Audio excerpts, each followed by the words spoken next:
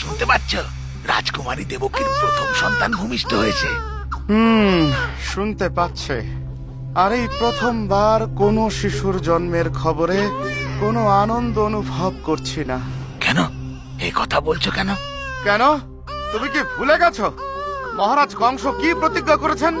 রাজকুমারী দেবকী আর বাসুদেবের প্রথম 8 সন্তানকে জন্ম মাত্রই হত্যা করবেন। কারণ দেবী মহামায়া মহারাজ কংসকে আকাশবাণী করেছেন যে বাসুদেব আর দেবকীর অষ্টম গর্ভের সন্তান মহারাজ কংসের মৃত্যুর কারণ হবে। আর তাই মনে রেখো, এই শিশুর আয়ু মাত্র কয়েক ঘন্টার আয়ু নিয়ে জন্মেছে। কি যে বলো তুমি ভাই! দেবকী হলো মহারাজ কংসের আদরের বোন, বাসুদেব হলো মহারাজ কংসের প্রিয় বন্ধু, আর মহারাজ কংস হলো এই শিশুটির মামা। মামা কখনো তার ভাগ্নেকে হত্যা করতে পারে নাকি? যা, এইটা হয় না।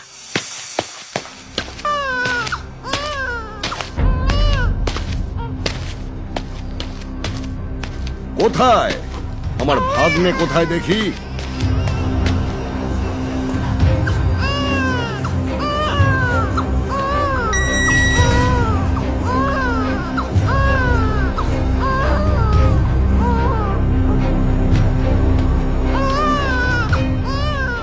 দাদা,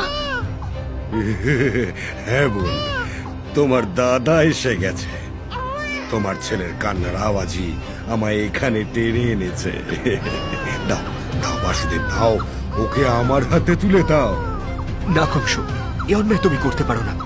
কংস যদি তার বাবাকে বন্দি করতে পারে, তার আদরের বোনকে বন্দি করে রাখতে পারে, তাহলে এই সদ্যজাত শিশুর জীবনের আর কি মূল্য?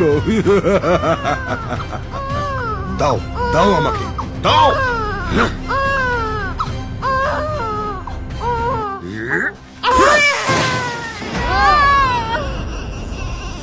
দরজাটা বন্ধ করে দাও।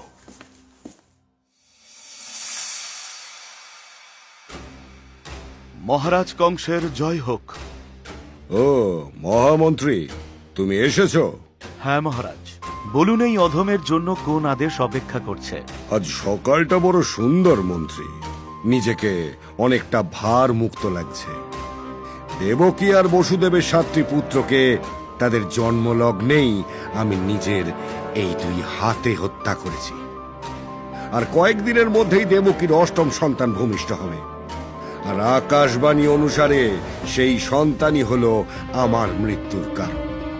তাই তাকেও আমি ওই একইভাবে জন্মলগ্নেই অসহায় নিরস্ত্র অবস্থায় নিজের হাতে শেষ করে দেব।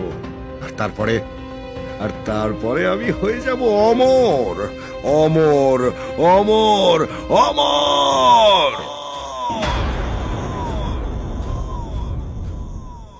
একদম সঠিক কথা বলেছেন মহারাজ। রাজকুমারী দেবকী আর বাসুদেবের 8ম গর্ভজাত সন্তানকে হত্যা করতে পারলেই দেবী মহামায়ার অভিশাপ ভঙ্গ হয়ে যাবে। তাই আমি এই অভিশাপ মুক্তির আনন্দ উদযাপন করতে চাই। তুমি দেশে উৎসবের প্রস্তুতি নাও।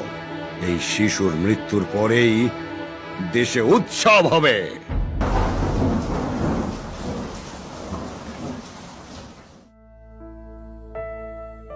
আজ আমার মনটা খুব অস্থির লাগছে।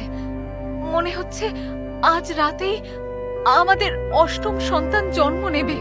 কিন্তু আমরা যদি এবারও আমাদের সন্তানকে বাঁচাতে না পারি, তাহলে সেই আকাশবাণী কিভাবে সফল হবে? দেখো, যিনি আকাশবাণী করেছেন তা সফলও তিনি করবেন। তুমি চিন্তা না করে একটু বিশ্রাম নাও।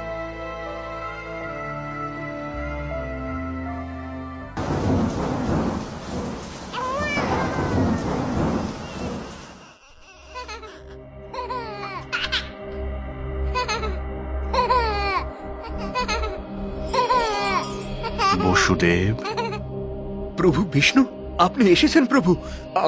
আমার এই সন্তানকে রক্ষা করুন প্রভু, না হলে ওই দুষ্ট কংস ওকেও হত্যা করবে। শান্ত হও বসুদেব, আমি তোমার সন্তানকে রক্ষার উপায় বলে দিতেই এখানে এসেছি বসুদেব। বলুন প্রভু। তুমি এখনই তোমার সন্তানকে নিয়ে গোকুলের অধিপতি নন্দ ঘোষের বাড়িতে যাবে। তার স্ত্রীও আজ একটি কন্যা সন্তানের জন্ম দিয়েছেন। তুমি সেখানে তোমার সন্তানকে রেখে তার বদলে তাদের সন্তানকে নিয়ে ফিরে আসবে, আর কাল সকালে কংসের হাতে ওই কন্যা সন্তানকেই তুলে দেবে। কিন্তু প্রভু, নিজের সন্তানকে বাঁচাতে অন্যের সন্তানের প্রাণ সংশয় ঘটাবো, আর নন্দঘোষী বা তাতে রাজি হবে কেন? একটা মহান কাজ সফল করতে গেলে অনেক বলিদান দিতে হয় বসুদেব। নন্দ ঘোষও সেটা জানে। ভগবান বিষ্ণুর নির্দেশে বসুদেব সেই ঝড় জলের রাতেই তার সদ্যজাত শিশুপুত্রকে নিয়ে গোকুলের উদ্দেশ্যে রওনা দেয়। পৃথিবী তখন ঝড় বৃষ্টিতে ভেসে যাচ্ছে,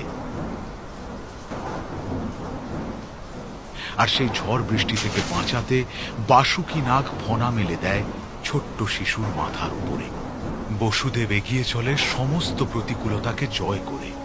অবশেষে বসুদেব নন্দঘোষের বাড়িতে এসে পৌঁছয়,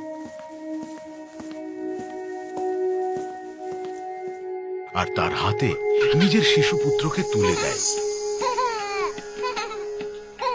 নন্দঘোষও ভগবান বিষ্ণুর আদেশ অনুযায়ী তার এবং তার স্ত্রী যশোদার সদ্যজাত কন্যা সন্তানকে বসুদেবের হাতে সঁপে দেয়। বসুদেব তার কৃতজ্ঞতা জানিয়ে ভোরের আলো ফোটার আগেই কারাগারে ফিরে আসে।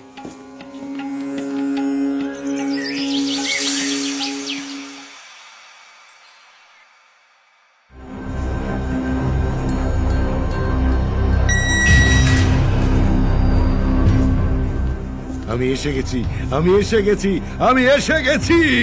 আমার শেষ শত্রুকে শেষ করতে আমি এসে গেছি। কই কই দেখি দেখি শত্রু মুখ দর্শন করি। দাও দাও আমার কাছে দাও।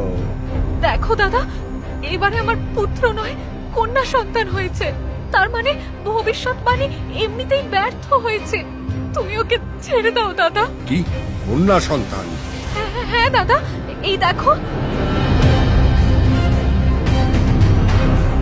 পুত্র হোক বা কন্যা, শত্রুর শেষ রাখতে নেই, তাই ঝুঁকি নেওয়ার কোনো প্রশ্নই নেই।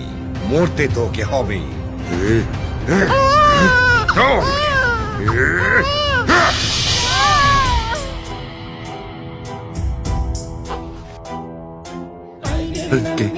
কে তুমি? তোমারই বধিবে যে গোকুলে বাড়িছে সে। তোমারে বধিবে যে গোকুলে বাড়িছে সে।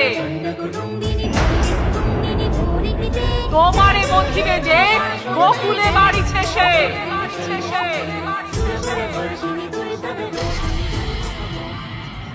না